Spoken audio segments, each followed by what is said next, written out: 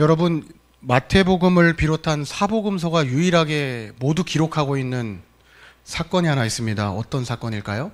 바로 오늘 우리가 함께 읽은 오병이어라고 하는 이 사건입니다. 예수님께서 5개의 떡과 2마리의 고기로 5,000명을 배불리 먹이신 사건을 우리가 잘 알고 있습니다. 종교 지도자들을 비롯한 여러 사람들과 예수님의 갈등이 점점 심해지더라도 이 사건은 예수님이 감정을 소모하지 않으시고 본질에 집중하는 분이신 것을 말씀합니다. 쉽게 말해 이런저런 일로 종교 지도자들이 예수님을 눈엣가시로 여기고 예수님을 비판하고 조롱하더라도 예수님은 종교 지도자들과 다투는데 감정을 소모하지 않으셨습니다. 늘 하시던 대로 예수님을 필요로 하는, 예수님을 찾아온 사람들을 돌보시는 일에 집중하셨습니다. 예수님의 사역의 최종 목표가 뭐라고 여러분에게 제가 말씀드렸었죠? 예수님의 사역의 최종 목표는 인류를 구원하시기 위해 십자가를 짊어지시는 것입니다. 이후에 죽임을 당하시고 부활하시고 나서 승천하신 예수님, 그래야 하나님과 더불어 이 세계를 다스리시기 위해 다시 오실 것이기 때문에 예수님의 사역의 최종 목표는 예루살렘을 향해 가는 것입니다. 여러분, 이 모든 일이 예수를 그리스도로 믿는 하나님의 백성들을 위해 예수님이 몸소 이루실 일입니다. 그래서 예수님은 이렇게 예수님을 필요로 하는, 예수님을 찾아온 사람들의 결핍을, 부족한 것을 외면하지 않으시고 채우신 것입니다. 다만 예수님이 무조건 결핍만 채워주시고 가라고 하시지는 않았습니다. 반드시 예수님은 찾아온 사람들에게 하나님의 말씀을 가르치셨습니다. 그래야 하나님의 백성들이 하나님의 말씀을 듣고 마음에 찔림이 있을 때 스스로 하나님의 백성인 것을 알 수 있었습니다. 이렇게 하나님의 말씀을 듣고 깨달은 사람들이 이전과는 차원이 다른 새 삶을 살게 됩니다. 오늘 우리가 함께 읽은 이 말씀도 우리에게 허락된 새 삶의 모습을 보여줍니다. 그것은 바로 더 이상 결핍이 존재하지 않고 늘 풍족한 삶을 살게 될 것을 보는 것. 이러한 광경이 일어나는 곳이 하나님의 나라라는 것을 보게 될 것입니다. 여러분, 하나님과 교제가 단절된, 하나님을 떠나 있는 사람들은 이런 삶을 결코 누릴 수 없습니다. 종교 지도자들의 삶을 보면 알 수 있죠. 스스로 정직하다 여기고 다른 사람들과의 삶과 아무렇지 않게 자신을 비교하면서 다른 사람의 삶을 비교하는, 하나님이 기뻐하시지 않는 모습을 일삼는 종교 지도자들 말이죠. 종교 지도자들과 예수님의 갈등이 점점 심해질 수밖에 없는 것도 같은 이유 때문에 그렇습니다. 하나님의 율법을 해석하고 가르치는 종교 지도자들의 지식은 옳고 하나님의 말씀을 해석하는 예수님의 지식은 틀렸다고 생각하는 오만한 태도가 종교 지도자들에게 있었습니다. 예수님 당시 대부분의 종교 지도자들은 이러한 삶의 모습을 벗어나지 못했습니다. 만약 벗어났다면 우리가 이전에 들었던 인물의 그 설교 니고데모처럼 예수님을 대하는 태도가 달라졌겠죠. 여러분, 하나님의 말씀은요, 아는 것이 전부가 아닙니다.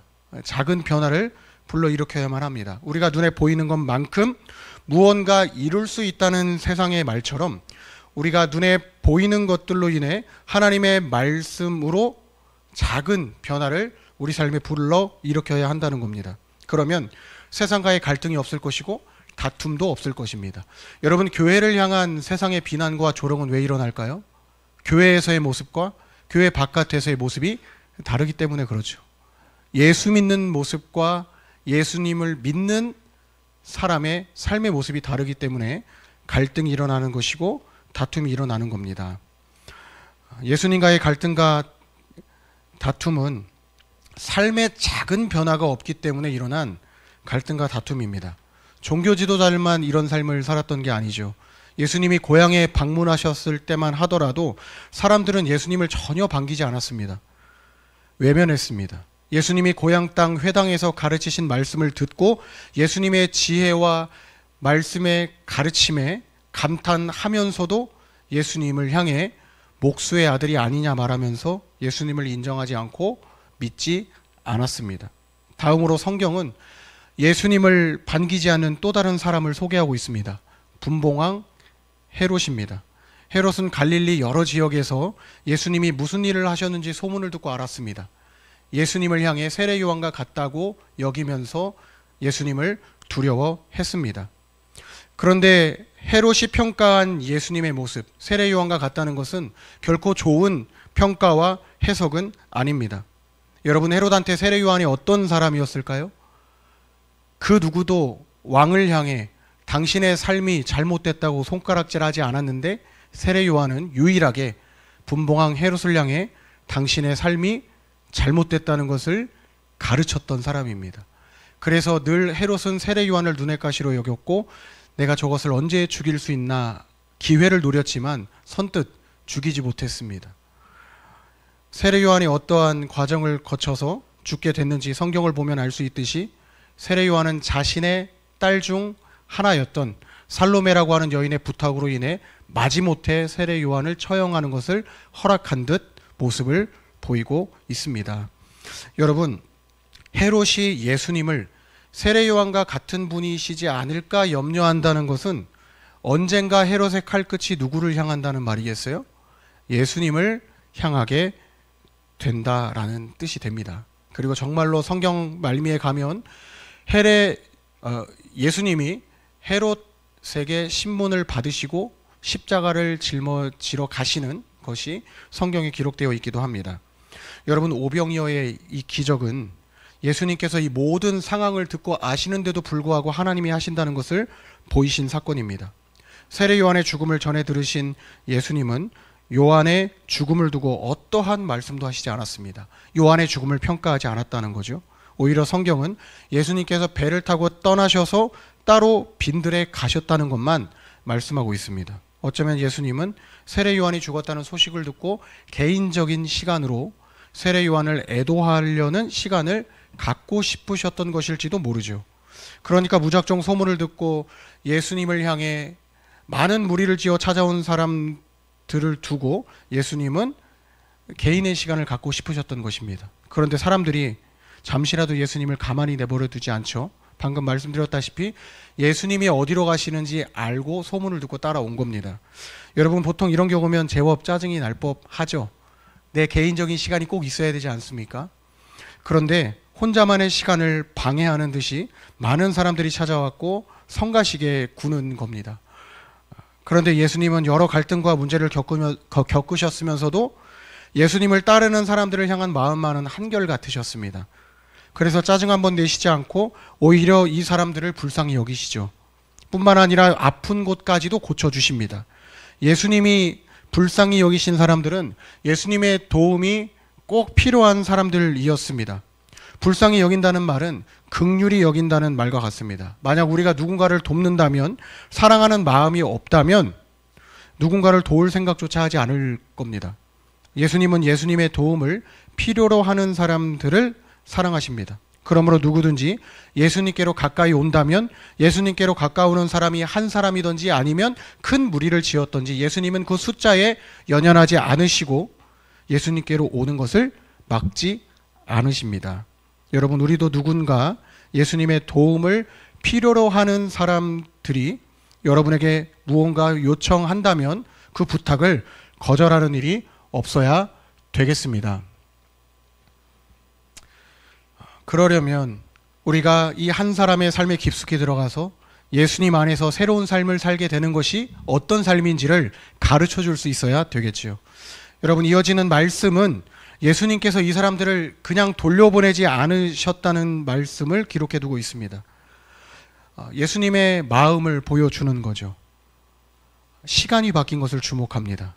동시에 예수님의 제자들이 예수님과는 다르게 예수님께로 가까이 오는 사람들을 막으려고 했던 모습을 주목하고 있습니다. 우리 함께 15절 말씀 읽어볼까요? 시작. 저녁이 되매 제자들이 나와 이르되 빈들이요 때도 이미 저물었으니 무리를 보내어 마을에 들어가 먹을 것을 사 먹게 하소서. 아멘. 정말 많은 사람들이 예수님이 빈들로 가신다는 소문을 듣고 예수님을 찾아왔던 것 같아요. 예수님께서 이 많은 사람들을 불쌍히 여기시는 마음으로 아픈 곳까지도 고쳐 주셨고 어느덧 시간이 저녁이 된 겁니다. 얼마나 많은 사람들을 만나셨길래 이른 아침부터 만나셔서 저녁까지 사람과의 교제를 갖고 계셨다는 겁니다. 여러분, 이때 예수님의 제자들은 굉장히 현실적인 얘기를 합니다. 예수님, 시간이 늦었습니다. 무리를 보내시는 게 어떻겠습니까? 마을로 돌아가서 먹을 것을 사 먹게 하자는 말을 건네죠.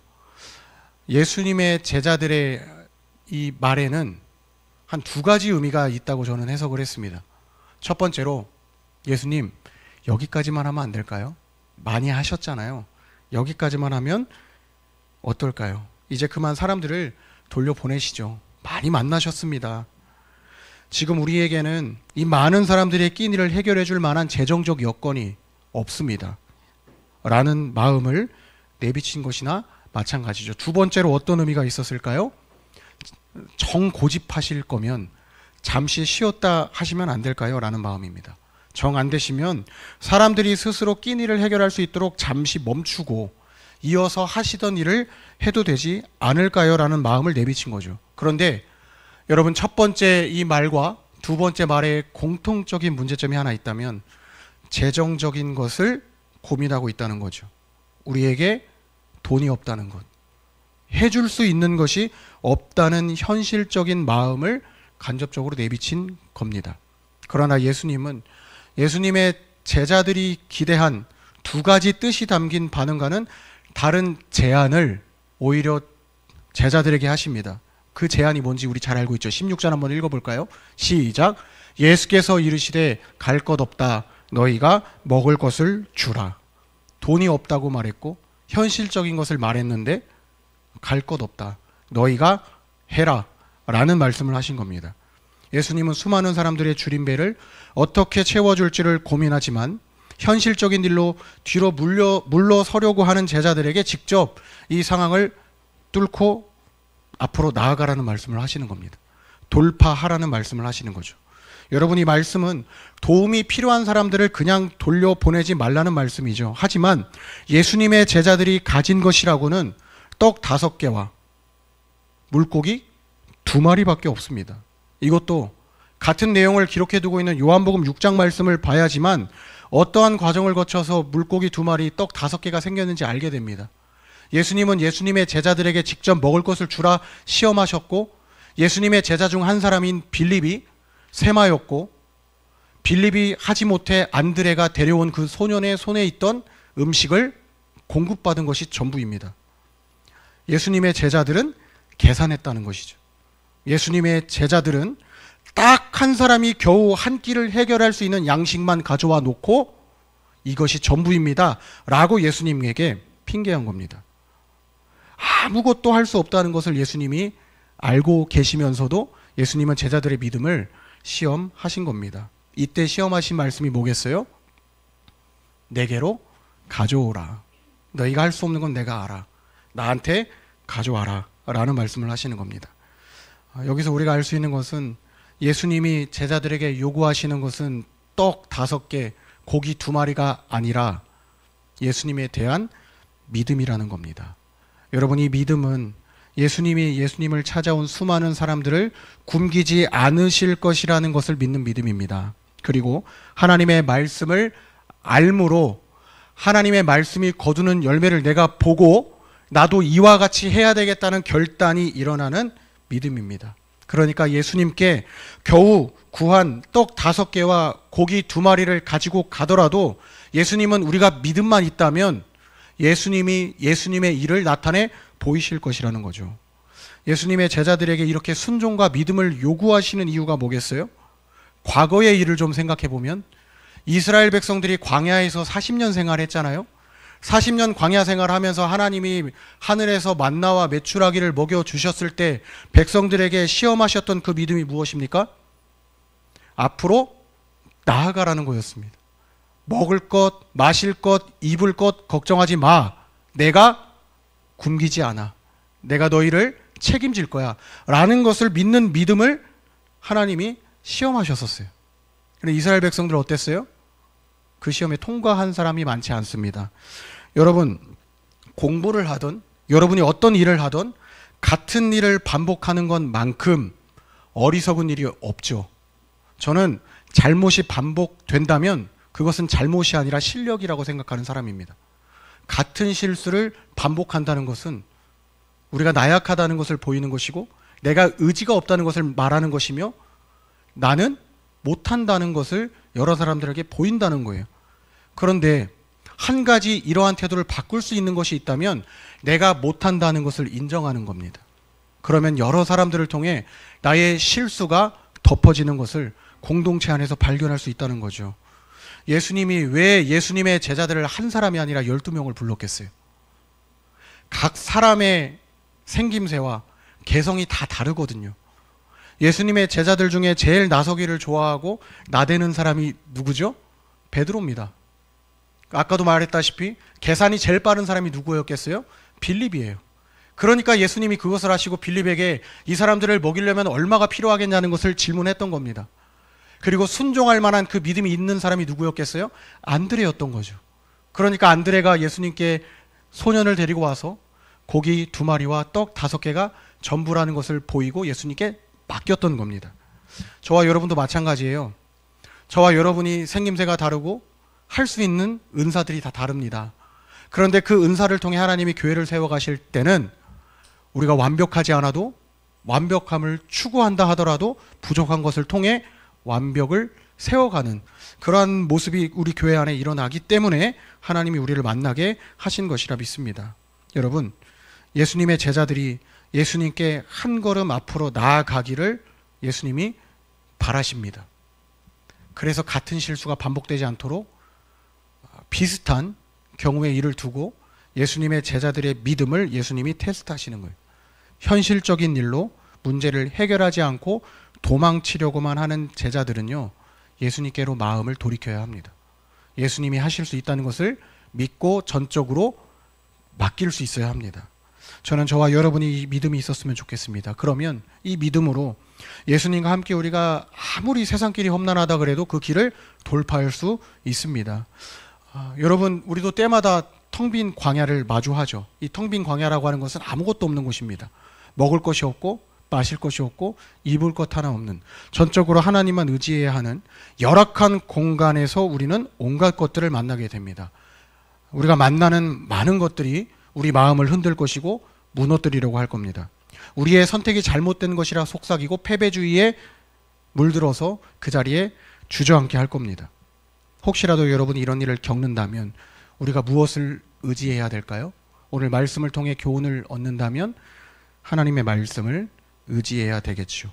전적으로 하나님께 믿고 맡길 수 있는 믿음의 실력을 여러분이 갖추고 그 믿음의 실력을 여러분이 있는 그 현장에서 발휘한다면 하나님은 반복되는 시험 속에서도 어느덧 우리의 믿음을 성장시키신다는 겁니다. 그렇게 우리가 하나님 품 안에 안길 때까지 우리 믿음이 성장해 간다는 거예요. 내가 성장시킬 수 있는 게 아닙니다. 하나님이 성장시키는 겁니다. 이 사실이 굉장히 중요합니다. 여러분, 정말 여러분의 경험치로도 아마 알 거예요. 내가 온갖 것들을 고민하고 씨름하며 끙끙 앓았는데 시간이 지나 보니까 아무것도 아니었다는 것. 그리고 내가 고민했던 문제들이 시간이 지나 보니 해결됐다는 것. 여러분 경험치로도 알고 계실 거라 생각합니다. 이스라엘 백성들은 온갖 고민과 염려를 한 40년씩이나 겪었습니다. 그런데도 결과를 보세요. 광야를 지났습니다. 하나님에 대한 믿음보다 원망과 불신이 가득했던 사람들의 목숨을 하나님께서 거두어 가셨다 하더라도 결과적으로 이스라엘 백성들은 그 대가 끊기지 않고 광야를 통과했다는 겁니다. 여러분, 이것이 하나님의 은혜라는 거예요. 우리와 같은 사람들의 삶을 하나님이 외면하지 않으시고 끝까지 그 길을 걷게 하시는 것. 수많은 사람들처럼 불신과 원망에 갇혀 광야에서 머물러 있는 사람들의 그 모습을 보면서 저는 여러분이 여러분의 삶을 허비하지 않았으면 좋겠습니다. 하나님의 약속을 붙잡으시고 주님과 함께 여러분이 지금 마주하고 있는 계약으로 인해 만난 그 학교 현장의 그 광야를 잘 지날 수 있기를 바랍니다. 우리 고등학교 3학년 친구들은 얼마 남지 않은 그 수능이라고 하는 광야를 하나님의 은혜 가운데 잘 통과할 수 있으면 좋겠습니다. 예수님의 제자들이 예수님께 떡 5개와 물고기 2마리를 가져다 주며 마침내 예수님의 말씀에 순종하는 믿음을 보일 때 도무지 믿기 어려운 일이 실제 일어났죠. 떡 5개와 물고기 2마리는 예수님 품 안에서 여자와 어린아이를 제외한 나머지 5,000명이나 되는 사람들이 배불리 먹고도 남을 만큼 12바구니에 가득 차는 그런 놀라운 일이 일어났습니다. 늦은 저녁 수많은 사람들을 예수님이 잔디 위에 앉히시고 예수님이 떡 5개와 물고기 2마리를 가지고 하늘을 우러러 보시면서 축사하실 때, 기도하실 때, 서로 떡을 떼고 나누라 말씀하실 때 그 떡과 고기가 그 자리에 있던 사람들이 모두 보는 모습 속에 놀라운 광경이 됐다는 겁니다. 여러분, 예수님의 도움이 꼭 필요했던 사람들이 그 자리에 있었습니다. 예수님의 제자들도 그 자리에 있었습니다. 여자와 어린이를 셈하지 않아서 그렇지 모두 셈하면 얼마나 많은 사람이었겠어요. 한 1만 명은 좋게 넘었을 많은 사람들이 예수님이 떡 5개와 물고기 2마리로 5,000명 이상에 되는 사람들을 먹인 것을 봤습니다. 이날 예수님께서 떡 5개와 물고기 2마리를 높이 드시고 하늘을 우러러 보시면서 무슨 기도를 하셨을까요? 아이고 저 녀석 언제 철드나, 이런 기도를 하셨을까요? 저는 그런 기도는 아니었을 것 같아요. 예수님이 하셨을 기도를 혼자 상상해 봤습니다. 아마도 예수님은 세상이 너희가 나를 거부해도 나는 계속해서 하나님의 일을 할 것이고 내가 보이는 이 놀라운 광경을 통해 나를 믿는 믿음이 너희 안에 자랄 사람이 있을 거라는 기도를 하시지 않았을까 싶습니다. 요한복음 6장 15절 말씀을 보면서 그런 생각을 했습니다. 수많은 사람들이 예수님을 세상의 임금이라고 생각하고 예수님을 모셔가려고 그랬습니다. 5,000명 이상의 그 사람들이 이 놀라운 광경을 목격했을 때 일어난 삶의 결과가 그렇습니다. 예수님은 우리가 잘 알다시피 세상의 왕이 아니시죠. 하나님 나라의 왕이십니다. 잃어버린 백성들을 찾으시기 위해 이곳에 오신 것이지 세상의 왕으로서 우리를 통치하시려고 오신 것이 아닙니다. 우리가 흔히 불렀던 찬양 중에 시간을 뚫고라는 찬양의 가사가 그런 뜻입니다. 하나님이 굳이 하늘의 시간을 두시고 세상의 시간 안으로 들어오셔야 할 이유가 무엇이겠어요? 세상을 이처럼 사랑하셔서 독생자를 주심으로 우리에게 영생을 주시려는 약속 때문이지 않겠습니까? 그래서 예수님은 바쁘신 거예요. 불필요한 일에 감정을 소모하실 시간이 없는 겁니다. 그래서 본질에 집중하신 것이고 예수님을 필요로 하는 예수님을 찾아온 사람들 중에 하나님을 잃어버린 백성이 있다는 것을 아셨습니다. 여러분, 하나님 나라는 어떤 사람들이 가는 곳일까요? 보잘것없는 우리가 갈 수 있는 곳입니다. 우리 삶도 가장 값진 삶이 되게 하시는 하나님의 복이 가득한 곳이 킹덤 오브 갓입니다. 하나님의 나라, 하나님이 왕이신 그 나라. 이 땅에서의 삶은 하나님의 나라를 엿보기 위한 통로라고 저는 믿습니다. 그러니 이곳에서 여러분이 하나님과 더불어 살면서 하나님이 인도하시는 삶을 살 때 천국을 만들어 간다고 생각하시면 좋겠습니다. 그리고 또 한 가지는 하나님께 믿고 맡길 수 있는 믿음이 있었으면 좋겠어요. 잘 살아야 됩니다. 안 된다, 못한다, 패배주의에 물들지 마시기 바랍니다. 하나님이 여러분이 고민하는 것들 하나님 안에서 새로운 삶의 모습으로 해석하시고 바꾸어 가실 것입니다. 하나님의 나라는 저와 여러분으로 인해서 더욱 풍성해질 곳이고 보다 많은 사람들이 참여할 수 있는 열린 공간입니다. 그런데 들어갈 수 있는 사람이 제한되어 있습니다. 누구만 들어갈 수 있겠어요? 말씀을 듣고 믿는 사람만 들어갈 수 있는 곳입니다. 여러분, 교회로 누군가 낯선 사람이 온다면 오는 사람을 막지 말고 가는 사람 붙잡을 수 있는 곳이 교회가 됐으면 좋겠습니다. 세상은 그렇지 않죠. 오는 사람을 막지는 않는데 가는 사람 붙잡지 않는 곳이 세상입니다. 너 아니어도 돼, 다른 사람 많아 라고 하면서 사람을 홀대하고 아래로 보고 우리의 자존심을 짓밟는 곳이 앞으로 여러분이 살아갈 세상입니다. 그 험한 세상에서 마귀는 여러분의 자존감을 계속 깎아내려갈 거예요. 네 믿음이 그것밖에 안 돼? 너 교회 다닌 지 수년 됐는데 계속 그렇게 살 거야? 그래, 그러니까 너가 그렇게 사는 거지 라고 조롱할 것이라는 것이죠. 여러분 기억하시기 바랍니다. 오늘 말씀의 결론이에요. 우리가 셈할 때 하나님은 빼십니다. 우리가 뺄셈할 때 하나님 더하십니다. 세상의 공식과는 다르죠. 우리가 뺄셈할 때 하나님이 채우시고, 우리가 무언가 더하려고 계산할 때 하나님은 빼신다. 더하고 채우시는 하나님의 이 공식을 여러분 잘 기억하시고, 여러분이 있는 그 자리에서 하나님을 믿는 믿음 잃지 마시고, 무엇이든지 하나님께 믿고 맡기시면서 하나님이 여러분을 통해 더 큰 일을 이루실 것을 기대하는 마음으로 우리 함께 기도했으면 좋겠습니다. 우리 두 눈 감고 함께 기도하겠습니다.